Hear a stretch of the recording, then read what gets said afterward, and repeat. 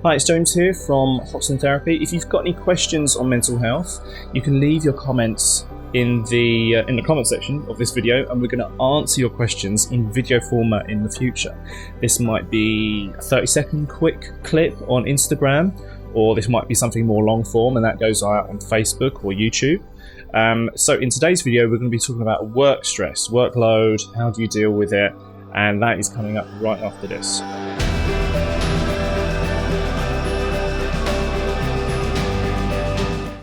For one, I have had stress at work before, as many people do in London, and in fact sometimes it's so bad, even when it's not extreme weather like cold, I get a bit of eczema on my hand actually. Not very much, just a little bit, and I was a bit worried at the time, so I looked it up and it said it can be caused by stress, but there could be many reasons for it, but I never went to a GP. But I guess what I'm trying to say is, where do you start when someone comes to you and says, "Oh, I'm stressed out at work, the boss or the workload, what do I do?" Okay,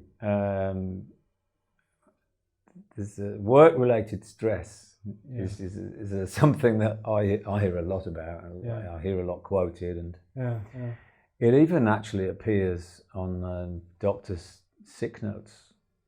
Some people turn up for the doctor and they want a sick note, and the doctor writes that work-related stress, in the minds of doctors, not in my mind, but in the mind of doctors, it's an illness, work-related stress. But I'll come to why, in my mind, it's not an illness. But my approach is, if you like,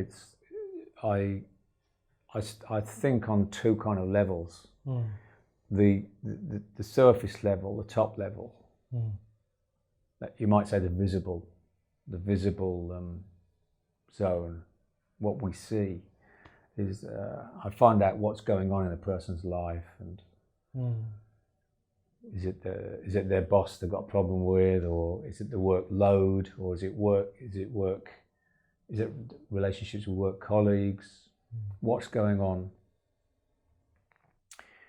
And but then the second thing is underneath. I'm thinking about. I'll use the word dynamics. What are the dynamics? The flow, the processes going on inside that person. I'll use the word internally.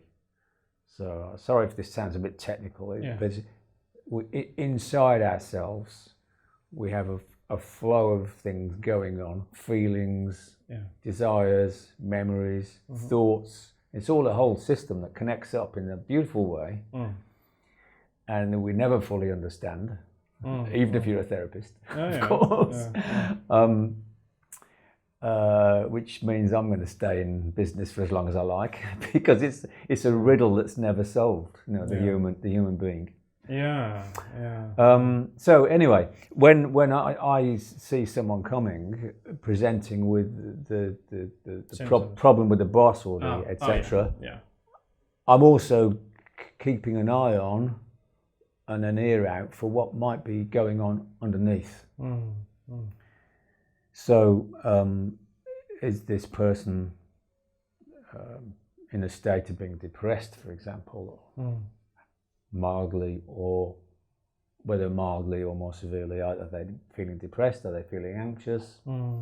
Are they, how valuable do they feel, etc.? Perhaps later on we can come on to some examples of what I'm talking about, but that's my general approach. Hi, so I hope you enjoyed that video and you got something from it. If you didn't, leave a dislike, or maybe even just like the video. But more importantly, if you've got a question on mental health, maybe it's not related to what you were just watching, maybe there's something else that's been burning inside you for a long time that you just need answers on, but you can't go to therapy for whatever reason, then leave your question in the comment section below, and we will try our best to answer your question, whether it's in written form in the comments, or maybe it's a short video on Instagram or a longer video on YouTube. Whatever it is you want to do, whatever it is you want to ask us, leave a comment below and we will try our best to answer your questions in future videos. So whatever you do, please like this video, comment if you liked it, leave a dislike if you didn't like it so we know if you didn't like it, and until next time, stay safe out there. It's like COVID-19 at the moment.